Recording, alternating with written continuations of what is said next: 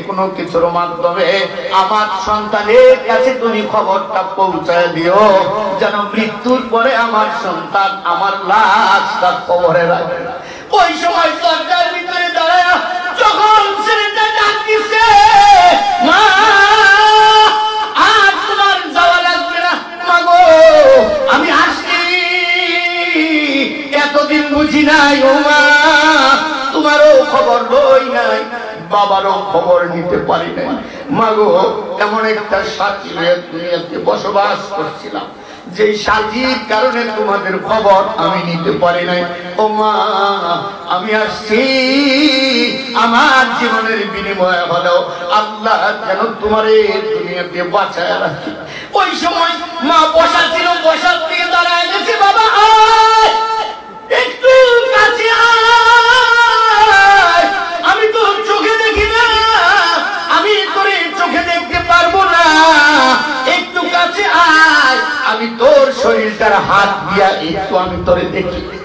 বাবা একটু কাছে আয়, অন্তত আমার হাত দুইটা দিয়া তোরে একটু দেখি,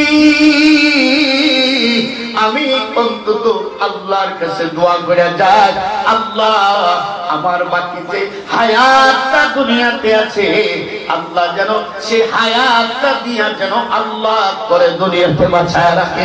আল্লাহু আকবার। যার কারণে আল্লাহ তাআলা বলেন, মা এমন সম্পদ, বাবা এমন সম্পদ, সব কিছু থেকে তুমি বিতাড়িত হইবা। বাবা এমন একটা বট গাছের নাম, মা এমন একটা জায়গার নাম, সব কিছু থেকে বিতাড়িত হইয়া বাপ মার কাছে গেলে পড়ে বাবা মা কখনো সন্তানকে দূরে ঠেলা দেয় না, ঠিক কিনা জোরা বলেন?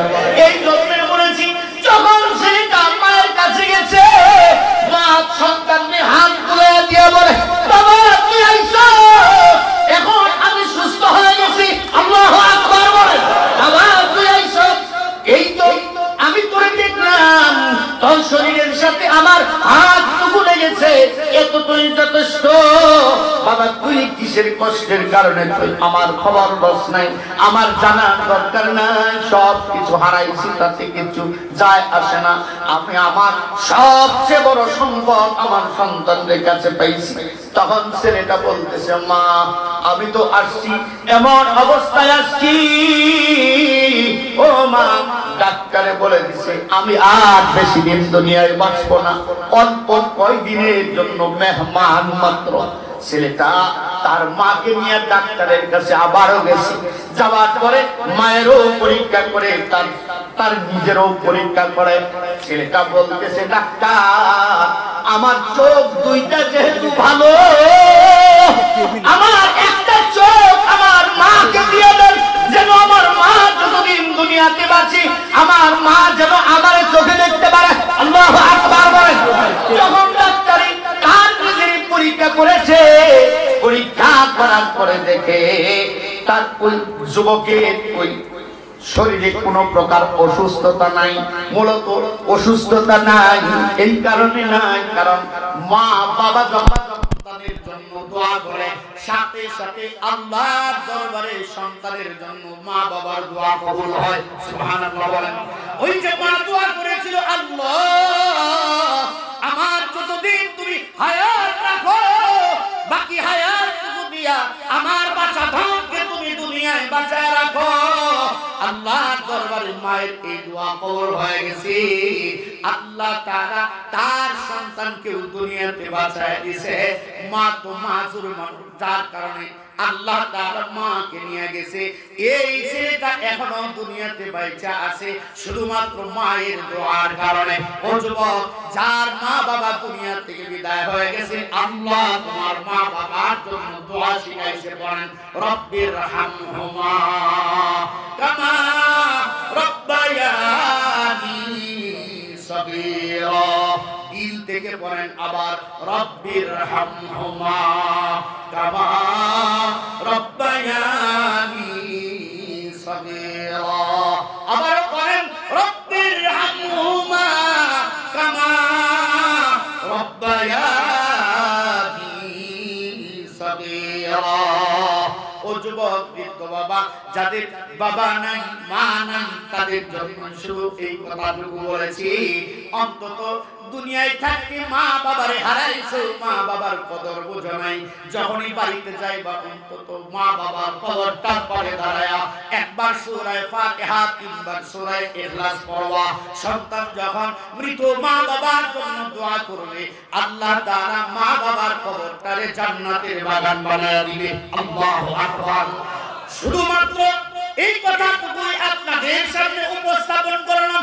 যতদিন দুনিয়াতে বাঁচবো, বাবা মা যদি আপনাদের অপছন্দ করে, এরপরেও মা বাবাকে কষ্ট দিবেন না, ইনশাআল্লাহ বলেন। ইনশাআল্লাহ মা বাবাকে কষ্ট দিব না। সাহাবায়ে কেরাম আল্লাহর রাসূলকে জিজ্ঞেস করলেন, ওগো পয়গম্বর, দুনিয়ায় জীবদ্দশায় যদি মা বাবারে কেউ কষ্ট দেয়, এমন অবস্থায় বাবা মা দুনিয়া থেকে বিদায় হয়ে গেছে, তারপরে তার জন্য করণীয় কি? আল্লাহর রাসূল বলেন, লাকা সাদাকাতুন, যদি তোমার মা বাবার জন্য সাদাকা করতে পারো, আল্লাহ তাআলা এই সাদাকার কারণে তোমার মা বাবার কবরটাকে জান্নাতের বাগান বানায়া দিবে। আল্লাহু আকবার। ইউটিউব চ্যানেল বাদশাহ ইসলামিক টিভি, এই যুবকরা যারা যারা অ্যান্ড্রয়েড মোবাইল চালাও সবাই সাবস্ক্রাইব করবা। নতুন চ্যানেল, সবাই সাবস্ক্রাইব করবা তো যারা যারা আছো। হ্যাঁ, আর খালি গান শুনো না, খালি গান শুনো না। সেই জন্য বলেছি শুধু বাবার জন্য, মায়ের জন্য। ও যুবক, যে সম্পদ তুমি কামাই করে যাচ্ছ, আজকে দুনিয়া থেকে বিদায় হয়ে যাইবা, আগামীকালকে তোমার সন্তান তোমার সম্পদ লইয়া ভাগাভাগি শুরু করবে। ঠিক না? ঠিক জোরে বলেন, আওয়াজ দিয়ে জোরে বলেন। এই দুনিয়া চন্দ দীনা আখির ফানা हो जाएगा, जिसमें तेरा नाज है वो खाक में मिल जाएगा। ये दुनिया जगह सी लगाने की नहीं है, इबरत की जा है, जाए तमाशा नहीं है। बस गुल रंग गुल, बस हकीकत में खार है दुनिया। अल्लाहु আকবার। এই জন্য শুধু বলছি, অন্তত যতদিন দুনিয়ায় থাকবো মা বাবার কদর করব। যার বাপ মা দুনিয়াতে নাই, বিয়াদবি করে ফেলেছেন, দোয়া করবেন এবং বাপ মার জন্য সাদাকা করবেন, ইনশাআল্লাহ বলেন। ও যুবক, তুমি তোমার সন্তানের জন্য সম্পদ রেখে যাইবা, যদি তোমার বাপ মার জন্য খরচ করো, তোমার সন্তানও তোমার জন্য খরচ করবে। হয়তো বলতে পারেন, হুজুর দুনিয়া থেকে চলে গেলে চাই কিচ্ছু হোক, তাদের জন্য আজকে আমার এই কথা। আল্লাহ তাআলা বলেছেন, ওয়াকাদা রাব্বুকা আল্লা তা'বুদু ইল্লা ইয়াহু ওয়া বিল ওয়ালিদাইনি ইহসানা। যতদিন দুনিয়ায় বাঁচবো ইবাদত করব কার? আল্লাহ। আওয়াজ দিয়ে বলেন, জোরে বলেন। আর আল্লাহর ইবাদতের পরের স্থান মা বাবার সাথে সুন্দর ব্যবহার। ঠিক আছে ভাই? আল্লাহ বলেছেন এরপরে ইবাদতের স্থান মা বাবার সাথে সুন্দর ব্যবহার। কেন? হুমা নারুকা ওয়া জান্নাত। তোমার এই বাপ মাই হলো তোমার জন্য জান্নাত, তোমার বাবা মাই হলো তোমার জন্য জাহান্নাম। যদি রাজি হয় কামিয়াব, যদি নাখোশ হয় জাহান্নাম। এই জন্য ইনশাআল্লাহ যতদিন দুনিয়ায় বাঁচবো মা বাবার কদর করব, মা বাবার খেদমত করব, ইনশাআল্লাহ। ইনশাআল্লাহ, ইনশাআল্লাহ জোরে বলেন ইনশাআল্লাহ। খেদমতে মা দরপে দর কোন ইখতিয়ার, তাকে বাসি দর্দ আদম বখতিয়া। খেদমতে মা দরপে দর কোন সুবহ শাম, তাকে বাসি দর্দ আদম নেকে নাম। তুমি যতই নিম্ন শ্রেণীর মানুষ হও না কেন, যদি যদি মা বাবার দোয়া তোমার সাথে থাকে, আল্লাহ তোমার সম্মান এমনে বাড়াবে।